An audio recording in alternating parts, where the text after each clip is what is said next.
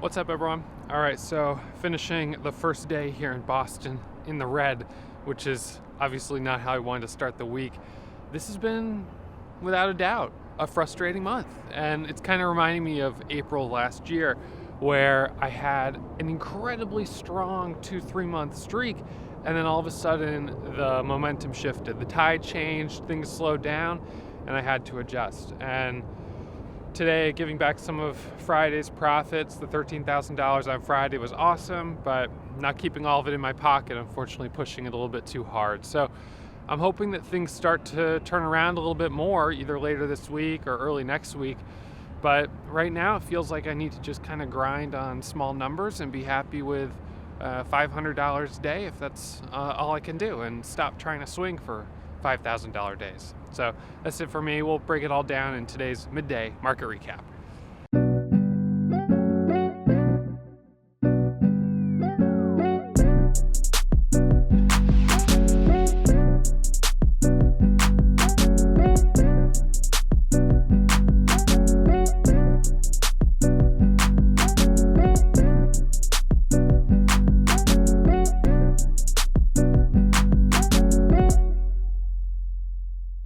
All right, everyone. So we're going to break down the trades from today.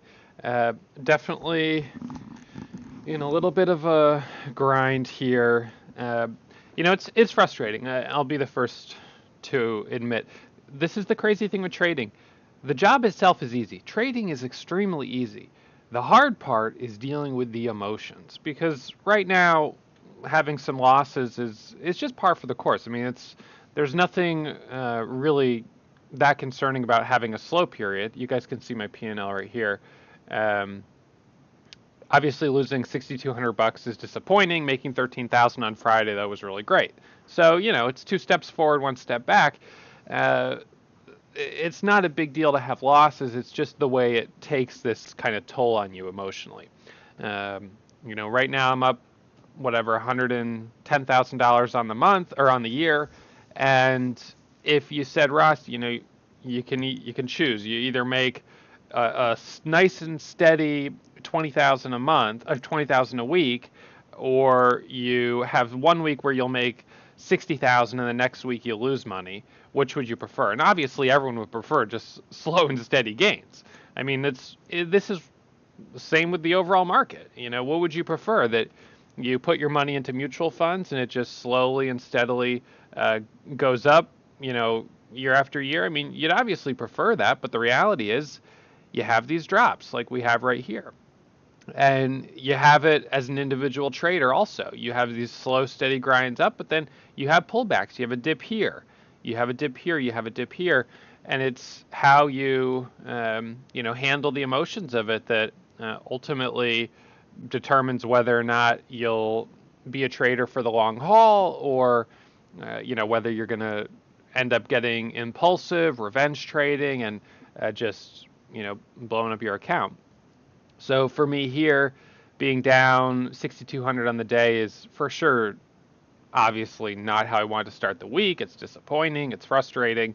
I think the hardest part is dealing with the transition from having really big winners almost every day. For the last 3 months, November, December, and January, I was routinely having $10,000 winners. Well, and then, I made $13,000 on Friday. So, but the fact that it was happening almost every single day, and then to have this switch, something that was really hard for me last year was this transitioning from having incredible days in 2015, 2016, and 17, to all of a sudden having this, April of 2016 or 2017, things started to slow down for me, and I ended up closing the month in the red.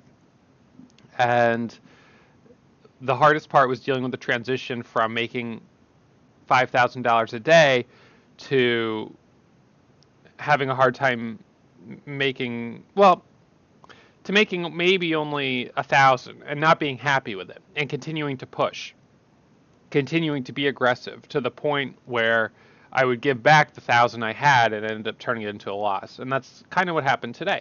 I was up $1,500 on my very first trade on Dare this morning. So let's look at Dare, DARE. RE. So I jumped in this with 10,000 shares at 335 and 340, and I sold, started scaling out at 348, 357, 358, and 355, which overall was a great trade right out of the gates, $1,500. That was a solid winner. And I was like, all right, looking good, and I'm not, done with it yet. I'm going to go in for the next trade. So that was that first candle, that squeeze out of the gates. It pulled back. I got back in on this red candle. At the time it was green. As it was squeezing up, I got in at 37 and 40. It popped up to a high of 45. I was looking for it to break back over the half dollar and sell it at 350, 355. I was thinking about maybe adding at 350, so going back to 10,000 shares, but I didn't, and I ended up stopping out at 326 for a $700 loss. So now I was up only $880 on the day. And I was like, all right, $880, it's still a good day, still a good day. Then we have ADMA, hit the scanners. ADMA hits the scanners, and you can see this is what the chart looks like. It's not very pretty. So this hits the scanners, it pops up to a high of 358, and then it drops down. And what I usually say is, okay, let it drop down. We'll buy the first pullback. And so as it dropped down and started to curl back up, I tried to get in right here. And I pressed my hotkey, and, this is one of those things where it spiked up so fast, I thought I was getting filled right around 470. I got filled at 488 and 495. I mean, I literally bought this at high of day.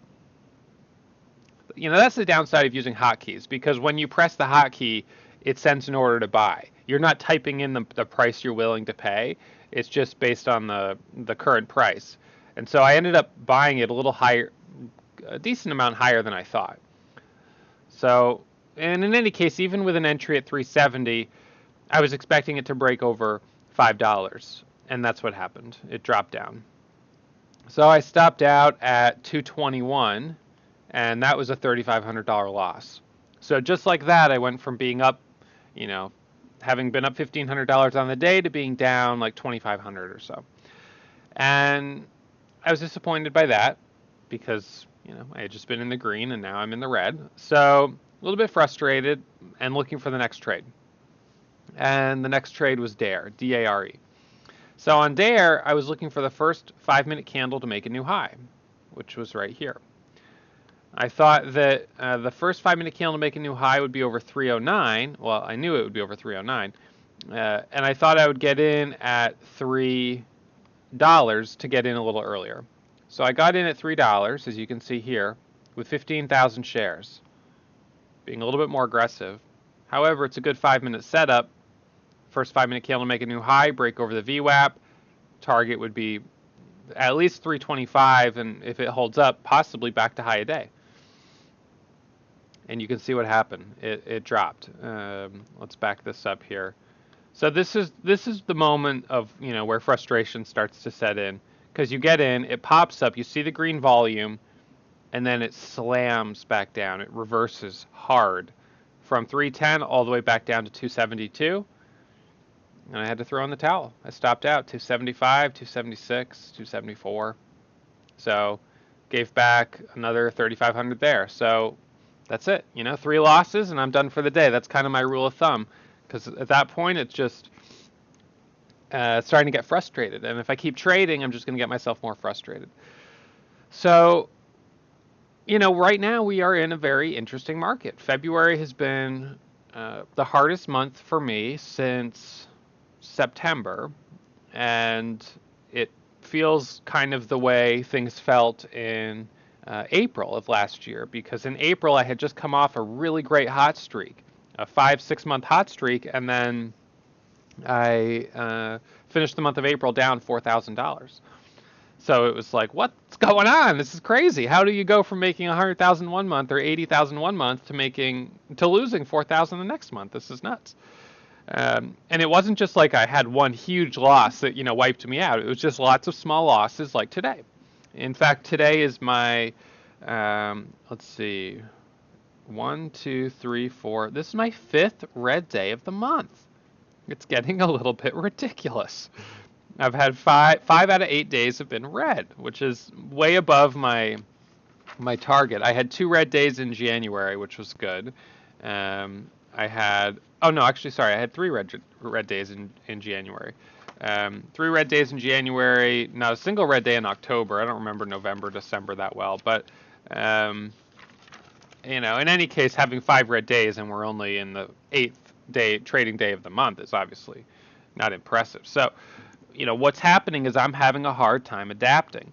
I'm having a hard time bringing down my risk. I'm having a hard time um, not jumping on things when I start to see them moving because in the past, in the last few months, when we start to see something squeeze like ADMA, it goes. It goes from $4 to $5 to $5.50 to $6. And yeah, you buy it. I would buy it high, perhaps at 470 or 490, but it wouldn't really matter because it would just keep going.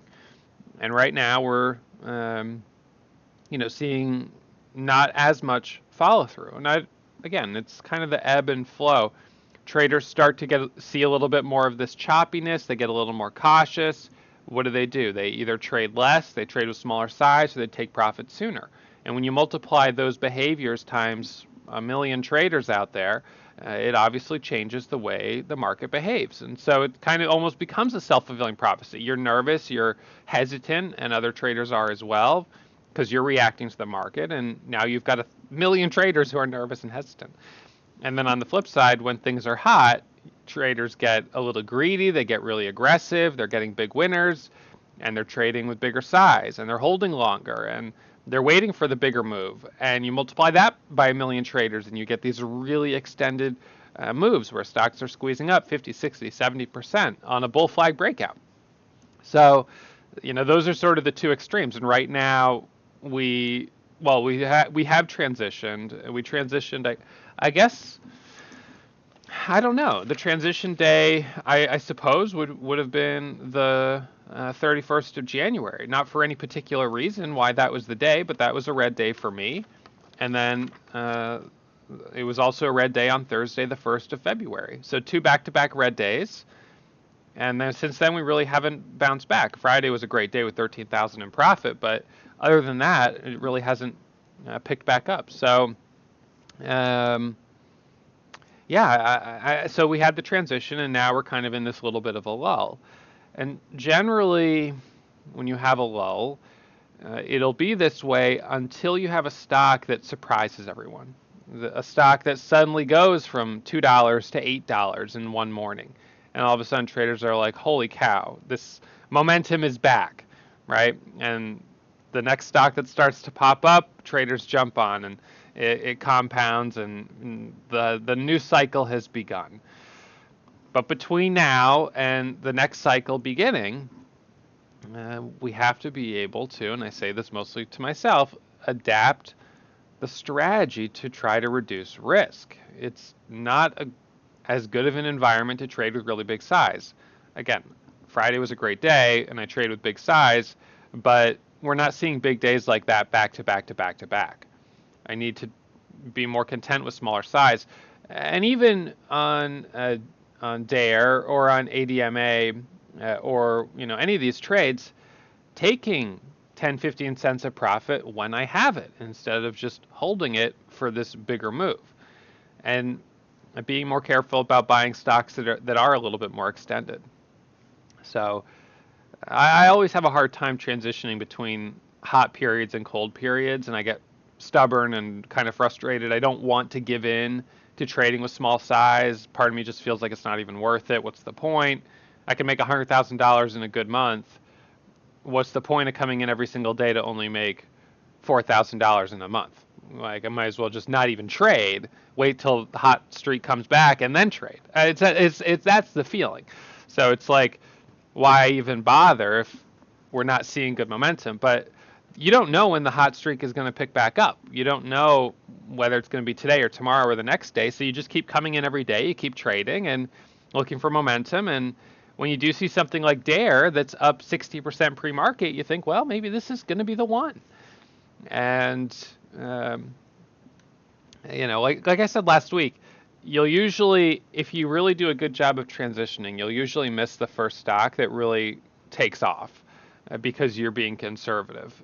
But once you see the temperature is changing and things are picking back up, you can be quick to, um, start to be aggressive on trade setup 2, 3, 4, and 5 or whatever. So I don't know what my goal is for tomorrow or for this week. Uh, Actually, I have not yet had a red week on the year. Every week so far, I've been green. Last week was a close one, but then I got redemption on Friday with $13,000 profit. So here I am, down 6,000 on the first day of the week. I guess my goal would just be to try to finish the week green. So, if I can make $1,000, for the next 4 days, and maybe I do end up getting one nice winner, get myself back to break even on the week. And again, I want to try to close the month in the green. I think $10,000, $15,000 is kind of my target right now, but we'll just, kind of have to see how things look. Today, the best trade was the first trade right out of the gates, and the rest of them were really choppy for me. So, I don't know, maybe tomorrow just go for that first trade and then slow down a little bit. But, if you guys look back on the midday recaps, I did midday recaps every single day through 2017, and you saw there were these same ebbs and flows from things being really great in the spring or in the winter, January, February, March, to slowing down in April, and then this long period of grinding, and then picking back up in October, November, and December. So you guys will see that if you go back and look at those, and just recognize that this is part of the market. You have ebbs and flows, and it's certainly, it's like, you feel like a Tom Brady who, missed an easy pass in the Super Bowl. I mean, it's like, this is crazy, but you come back and get back at it, whatever, and it's just the way it is. You can't win them all. You have these ups and downs. So the hardest part, like I said, is dealing with the emotions of the ups and downs. Unless you're dependent on every penny you make trading, but I'm not, and so, right now, yeah, I paid myself $100,000 for January, and I can live off that for quite a while, and I don't need to draw money out of this account. I don't like seeing it going sideways or dipping down, but I'll just grind through this slow patch and know that things will be hot on the other side. I just have to try not to dig the hole too deep. Right now, my drawdown, I think from high of year to the low of last week was like 15 or 16,000, and right now I'm kind of halfway in between. So I want you guys not to feel discouraged or disappointed, because in a lot of ways right now for beginner traders, this is a great opportunity to study, go back and watch those old recaps of hot markets, because when the markets do pick back up again, I want you guys to be able to capitalize on it. When traders join the classes because the markets are hot, it's like, that's awesome. Like, you're inspired, you're excited, but you're not going to be able to really take advantage of the hot market because you're going to spend your first 3 months training. So, unless the market is really hot for a full 3 months, usually it's 6 weeks on, 8 weeks on, and then it slows down for a month or whatever, and then picks back up. That's more common. So those of you right now who are studying, take this as an opportunity to really focus, practice discipline, exercise that concept of, one and done. Take one big trade, one winner every day, and be done. 3 trades a day at most. There aren't going to be 5, 7, 8 A-quality setups every single day. That's very rare. If you can find 1 or 2 a day, you're doing good, and you can make good money on those.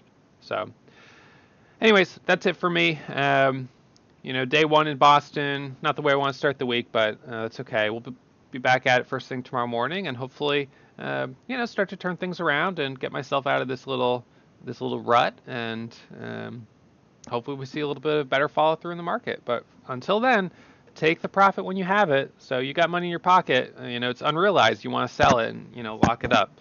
That's what I've not been as good about. And it's hard to do that with 15,000 shares because obviously 15,000 shares is a really big position. So anyways, HTGM, a little bit of action there. Maybe you guys will check it out. But I think that's it for me, and I'll be back at it first thing tomorrow morning. All right, I'll see you guys then. If you're still watching, you must have really enjoyed that video. So why not subscribe and get email alerts anytime I upload new content? Remember, when you subscribe, you become a member of the Warrior Trading family.